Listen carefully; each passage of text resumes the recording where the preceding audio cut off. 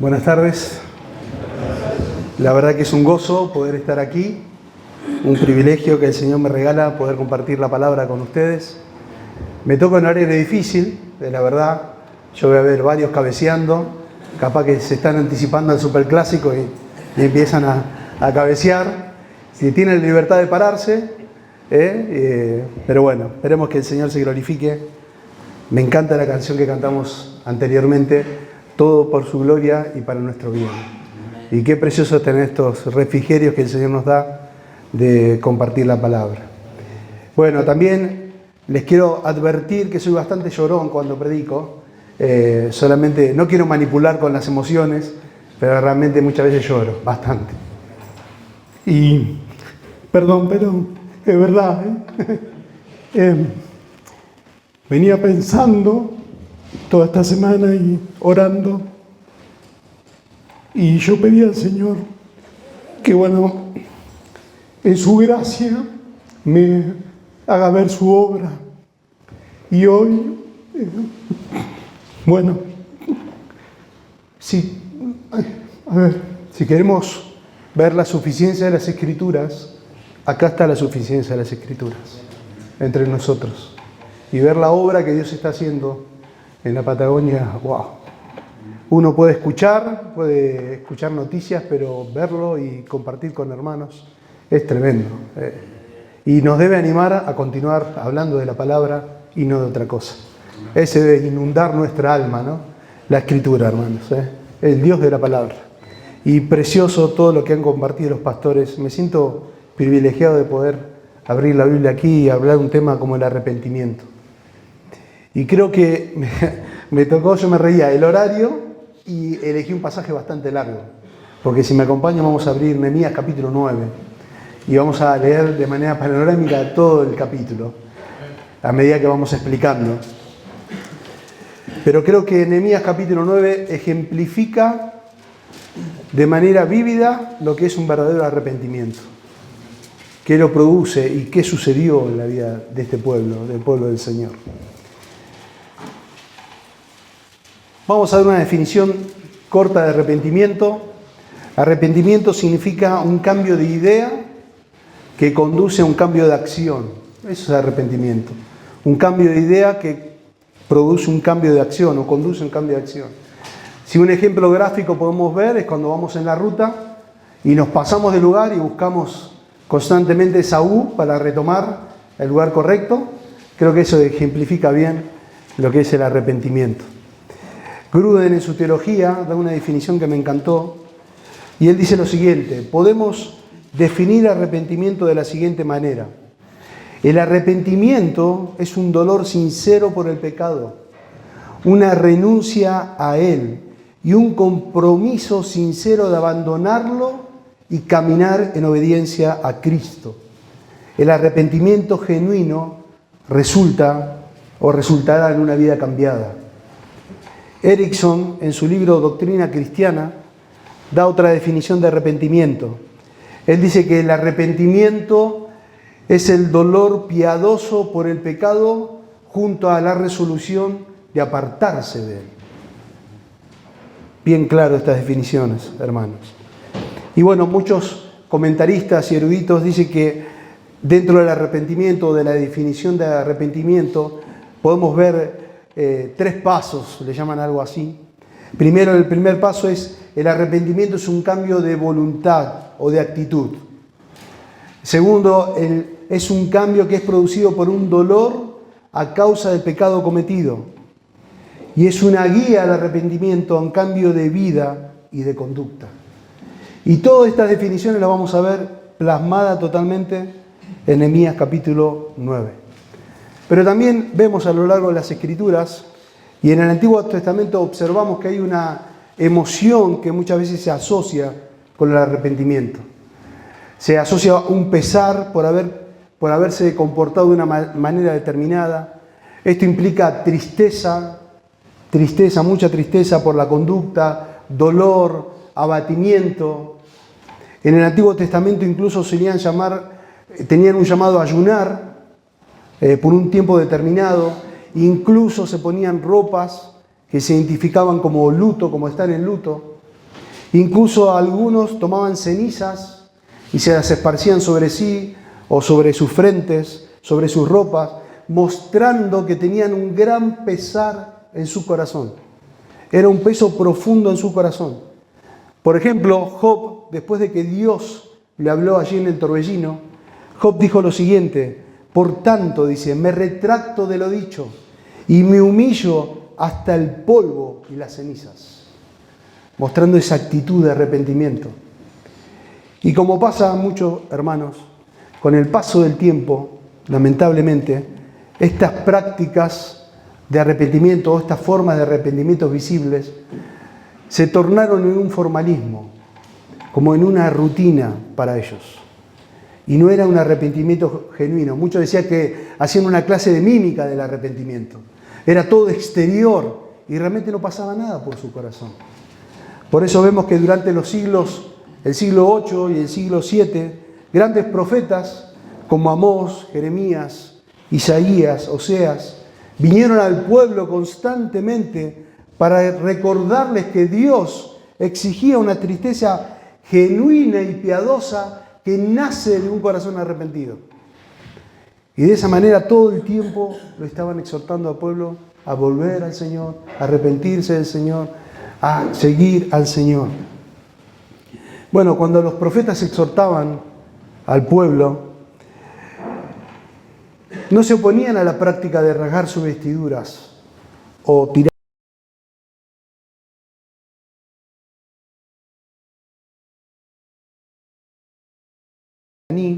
y clamaron en alta voz al Señor su Dios. Entonces los levitas Jesuá, Cadmiel, Baní, Absanías, Serabías, Odías, Sebanaías, Peatías dijeron: levantaos, bendecid al Señor vuestro Dios por siempre y para siempre. Sea bendito tu glorioso nombre y exaltado sobre toda bendición y alabanza. Esto nos muestra, hermanos, que el pueblo estaba volviéndose a relacionar con Dios de manera correcta. Estaban adorando al Señor, estaban reconociendo la grandeza y la majestad de Dios. Vemos que el pueblo se arrepintió, confesó su pecado, después adoró al Señor. Porque la adoración, hermanos, al Señor exige tener una comunión genuina con Él. Y ahora estaban disfrutando de adoración a Dios por causa de arrepentirse, de volver en sí, de tener una dirección correcta hacia Dios. Tremendo, hermanos. Ellos confesaron su pecado, se arrepintieron y manifestaron el deseo de oír la palabra de verdad y ser obedientes de manera sincera. El pastor Samuel Pérez Millo dice: no es posible hablar de auténtica confesión o auténtico arrepentimiento sin hablar también de un retorno genuino a la lectura, la exposición y la meditación de la palabra. Y es lo que le sucedió al pueblo de Israel. Traigan el libro. ¿Qué hicieron? Lo explicaron cómo era. Le dieron sentido a la palabra cuando explicaban. El pueblo se quebrantó. Y ahora vemos cómo el pueblo se está arrepintiendo. O sea, hermanos, el poder inigualable de las Escrituras, podemos decir así, nos cambia desde adentro y hace evidente nuestro exterior. Se evidencia en el exterior, como le pasó al hijo pródigo. Jeremías dice, ¿no? ¿No es mi palabra como fuego, declara el Señor? Y como martillo que despedaza la roca. Por eso, hermanos, no puede haber un genuino arrepentimiento o un arrepentimiento verdadero si no es producido por el poder incondicional de la palabra de Dios. No puede haber eso. Si vos sentiste tristeza y dolor, una emoción porque escuchaste un mensaje, pero salís de aquí y seguís con tu vida como si fuera que Dios no existiera, eso es emocionalismo. Eso es remordimiento quizás, pero no es arrepentimiento. Por eso tenemos la necesidad cada día de ser expuestos a la palabra viva de Dios. Cada día. La pregunta es si lo hacemos. si lo hacemos. Pero miren cómo progresivamente el pueblo fue cambiando y evidenciando cambio. Y acá vamos a leer, y espero que no se duerman, el verso 6 al 15. Porque vamos a ver que el pueblo, ellos contemplaron y adoraron al Señor. Y eso es una evidencia genuina de arrepentimiento. Se compungieron, confesaron y ahora se dedican a contemplar y a adorar a Dios. Y lo vamos a leer de manera panorámica. Dice el verso 6, solo tú eres el Señor. Tú hiciste los cielos de los cielos con todo su ejército, la tierra y todo lo que en ellas hay, los mares y todo lo que en ellos hay. Tú das vida a todos ellos y el ejército de los cielos se postra ante ti. Está reconociendo al Dios como creador. Tú eres el creador, Señor. Tú hiciste todas estas cosas. No yo, tú, Señor. Miren versículo 7. Tú eres el Señor que escogiste a Abraham, lo sacaste de Ur de los Caldeos, le diste por nombre a Abraham, hallaste fiel su corazón delante de ti, e hiciste con él un pacto para darle la tierra del cananeo, del hitita, del amorreo, del fereceo, del jebuseo, del jerjeo, para darle a su descendencia, y has cumplido tu palabra, porque tú eres justo. Están reconociendo a Dios como soberano. Tú eres el Señor que escogiste. Tú diseñaste este plan. Miren, verso 9. Tú viste la aflicción de nuestros padres en Egipto y escuchaste su clamor junto al Mar Rojo. Entonces hiciste señales y maravillas contra Faraón, contra todos sus siervos, contra todo el pueblo de su tierra, pues supiste que ellos lo trataban con soberbia. Y te hiciste un nombre como el de hoy. Dividiste el mar delante de ellos. Pasaron por medio del mar sobre tierra firme. Echaste en los abismos a sus perseguidores, como una piedra en aguas turbulentas. Como con columna de nube los guiaste de día y con columna de fuego de noche, para alumbrarles el camino en que debía andar. El omnipotente Dios. Empezaron a adorar, a contemplar a Dios, el creador, el soberano, el omnipotente. Miren, versículo 13. Luego bajaste sobre el monte Sinaí y desde el cielo hablaste con ellos. Les diste ordenanzas justas y leyes verdaderas, estatutos y mandamientos buenos. Les hiciste conocer tu santo día de reposo. Les prescribiste mandamientos, estatutos y la ley por medio de tu siervo Moisés. Es un Dios cercano. Tu Dios bajaste. Tu Dios estaba cerca. O sea, no solamente eres el creador, no solamente eres el soberano, no solamente eres omnipotente, sino que estás cerca. Miren cómo empezaron a cambiar su mentalidad por ser confrontados con la palabra de arrepentirse. Miren, verso 15. Les proveíste pan del cielo para su hambre. Les sacaste agua de la peña para su sed. Les dijiste que entraran a poseer la tierra que tú habías jurado darles. Dios proveedor. Dios proveedor. Hermanos, Dios sigue siendo el mismo. Dios es inmutable. Dios no cambia. Sigue siendo el mismo para nosotros. Él es el mismo perpetuamente. Dios no envejece. Él no crece, su vida no crece, su vida no mengua. No adquiere nuevos poderes, no pierde sus poderes. Ese es Dios. No madura ni se desarrolla, no aumenta en sabiduría ni en fuerza. Dios no se debilita con el paso del tiempo. Ese es nuestro Dios. Él sigue siendo el Dios creador, sigue siendo soberano, sigue siendo omnipotente, sigue siendo cercano, sigue siendo proveedor. ¡Wow, hermanos! Debemos examinarnos a la luz de la Escritura. Dios, hermanos, sigue viendo a sus criaturas de la misma manera, a los niños, a los enfermos, y siente la misma compasión. Cuando Él envió a su Hijo unigénito al mundo para que muriera por la humanidad. En Romanos 8 vemos eso. Por eso, hermanos, cada día debemos maravillarnos de la misericordia inagotable de Dios. Porque sabiendo cómo fallamos, porque lo hemos visto, sabiendo cómo fallamos, Él nos sigue extendiendo su gracia para restaurar nuestras vidas, para su gloria y para nuestro bien. Pero me impacta esto, hermanos, verso 16. Y yo quiero que miren que ellos compararon su dureza de corazón con el corazón amoroso de Dios. Y vamos a leerlo. Pero ellos, dicen, nuestros padres obraron con soberbia, endurecieron su cerviz, no escucharon tus mandamientos. Rehusaron, o sea, tenían falta de voluntad por escuchar.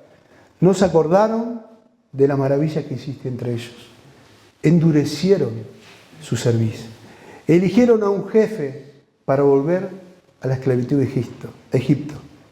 Miren el contraste.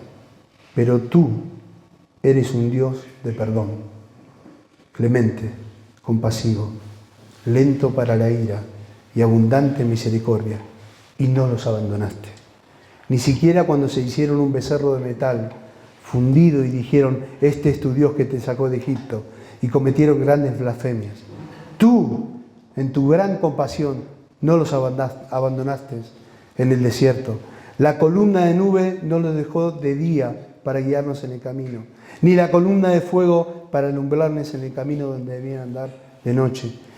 Y diste tu buen espíritu para instruirles. No retiraste tu maná de su boca. Le diste agua para su sed. Por 40 años proveíste para ellos en el desierto y nada le faltó. Sus vestidos no se gastaron y sus pies no se hincharon. También les diste reinos y pueblos. Se los repartiste con sus límites.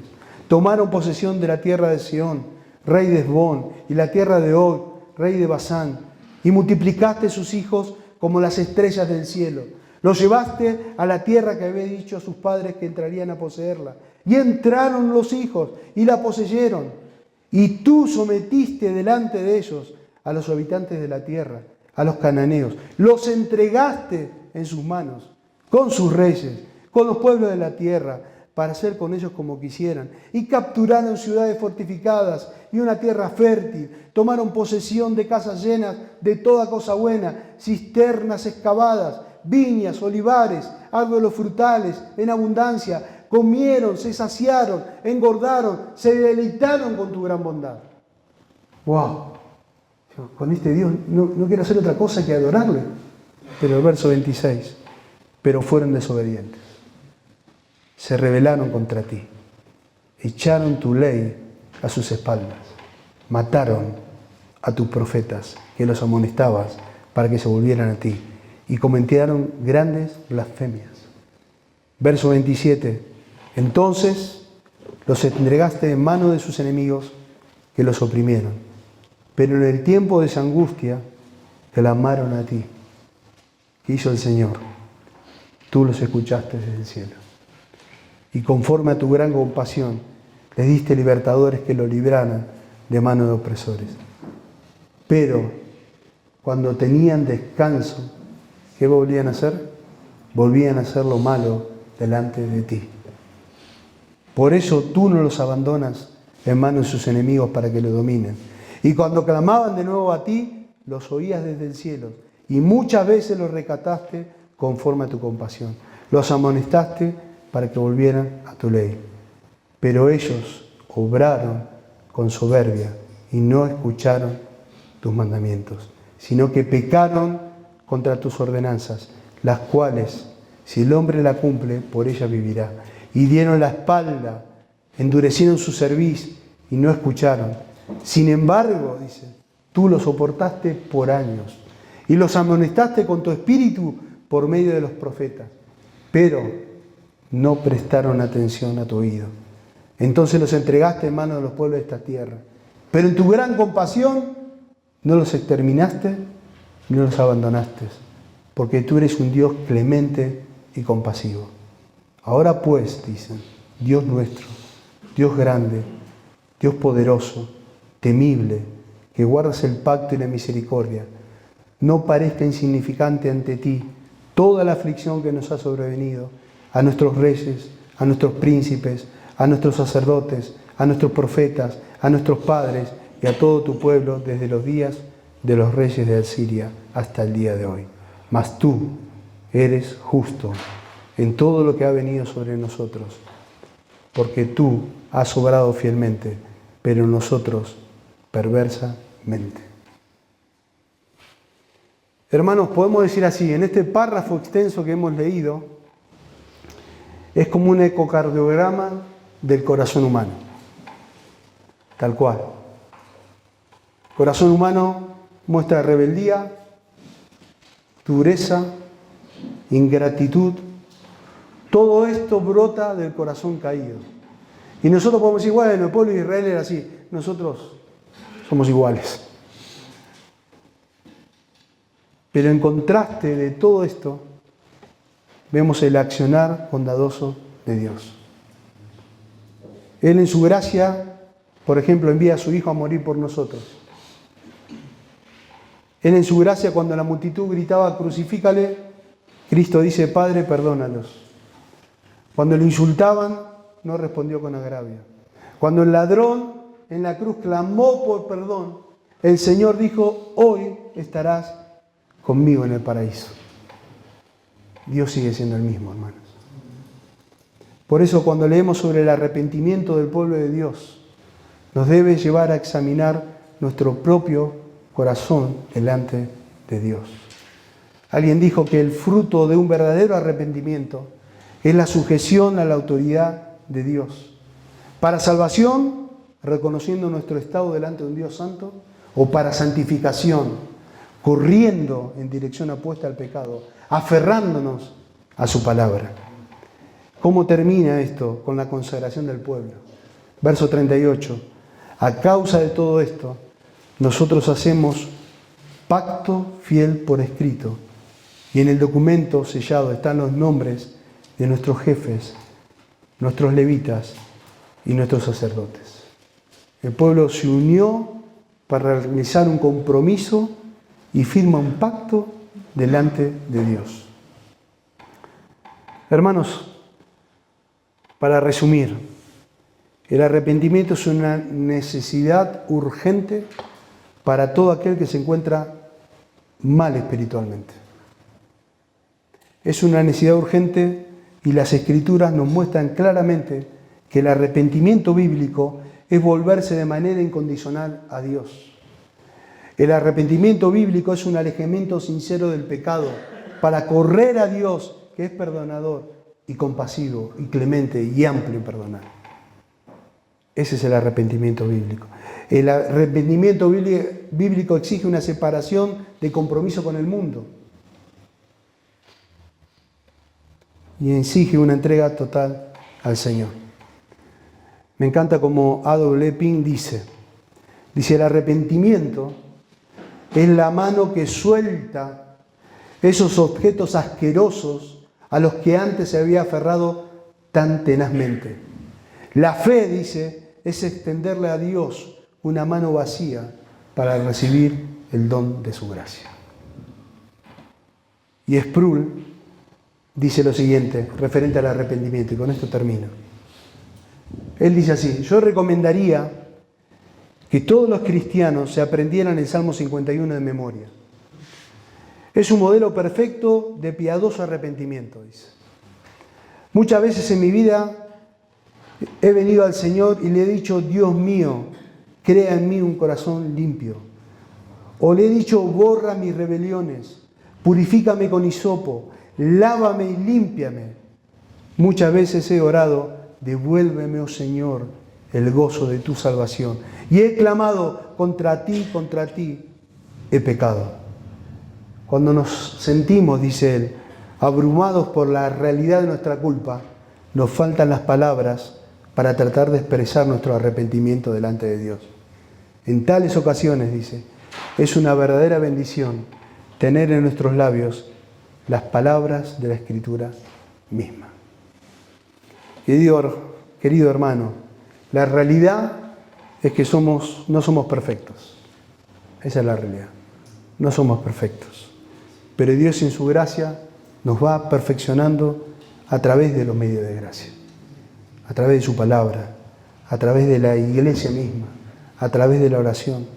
Y no vamos a ser perfectos hasta que Él venga o nos lleve a su presencia.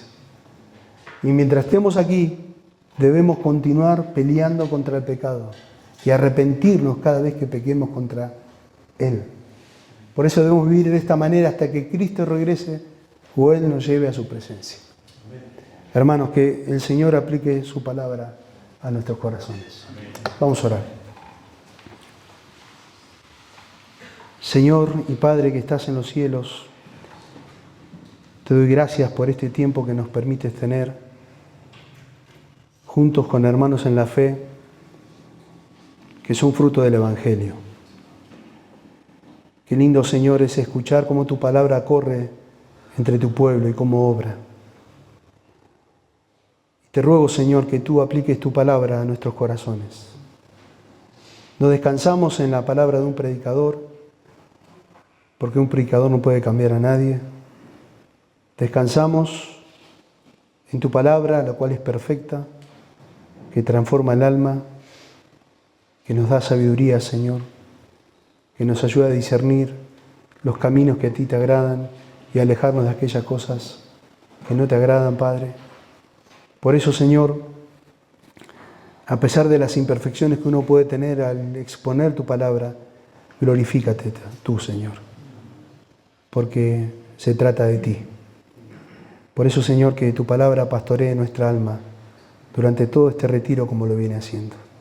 Oramos en tu nombre. Amén, Señor. Y amén.